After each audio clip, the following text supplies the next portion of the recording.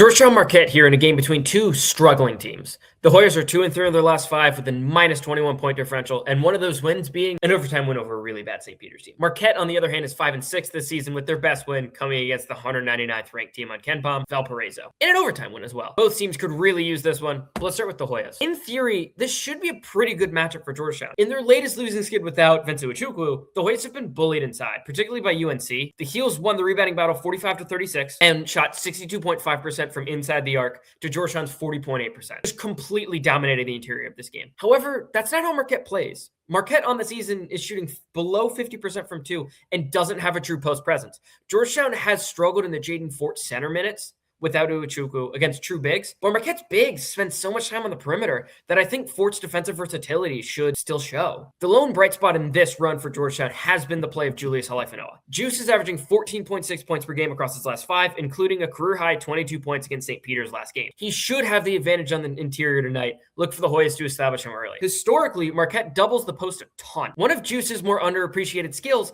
is his passing ability. He's an excellent passer for a five-man, so if Marquette's gonna double, Juice's playmaking, I think, gives the Hoyas a real edge here. On the Marquette side, they have the best guy on the floor. It's Chase Ross. Ross's efficiency numbers have ticked down from the last couple of seasons, but he's averaging 18.6 points per game on the season, including a 31-point performance against Maryland earlier this year. He's proven it against high major competition.